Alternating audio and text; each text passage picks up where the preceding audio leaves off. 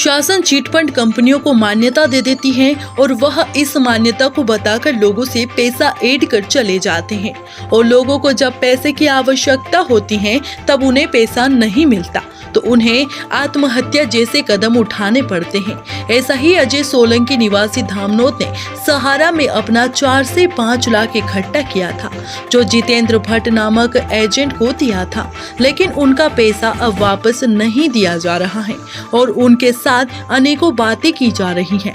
उस पैसे से अजय सोलंकी को अपना कर्जा चुकाना था, पर पैसा नहीं मिलने पर अजय सोलंकी ने सहारा ऑफिस जाकर अपने आप पर केरोसिन डालकर जलने की कोशिश की, लेकिन समय पर प्रशासन और अन्य लोग पहुंच गए और अजय सोलंकी को ऐसी घटना करने से रोक लिया।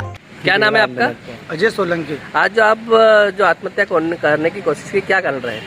इसका कारण ये रहा कि कहीं ना कहीं कोरोना महामारी के बीच हम लोग वैसे ही धंधे के मारे परेशान हैं।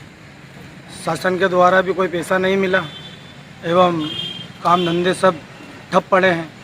उस बीच में कई बैंक वाले जिनसे हमने होम लोन, पर्सनल लोन ले रखा है, वो लोगों का इतना दबाव बढ़ चुका है कि जिससे हमारे को घर में खाना खाने को नसीब नहीं हो रहा है।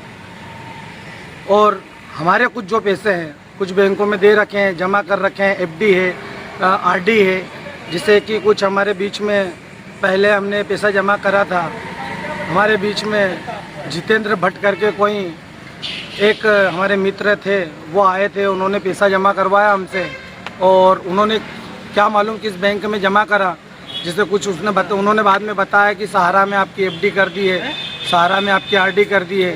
और उनको प्रतिदिन फ़ोन लगाया जा रहा था कि भाई साहब हमारे पैसे कितने पैसे आपके? भाई साहब कम से कम हमारे 4 से 6 लाख के बीच में होंगे।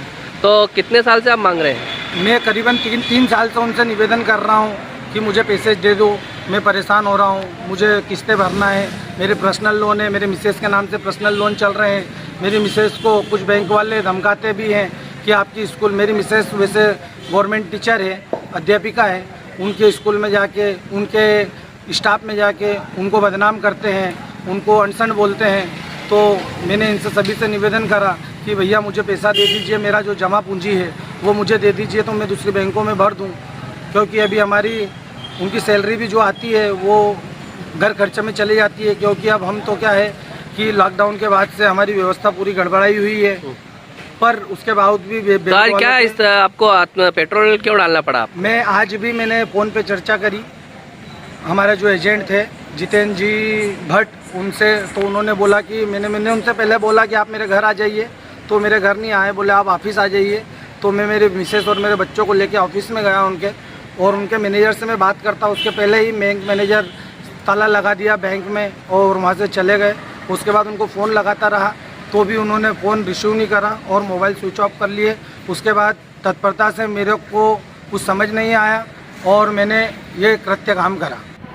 सर, आज एक व्यक्ति ने अपने आप को और अपने बच्चों को जलाने की कोशिश की, पेट्रोल डाल के आग लगाने की, तो सर क्या मुख्य कारण रहा सर? अजय सोलंकी नामक व्यक्ति है जो पूर्व पार्षद भी रहा है। वो आज सहारा वालों से कुछ रुपए लेने गए थे जो उसने जमा किए।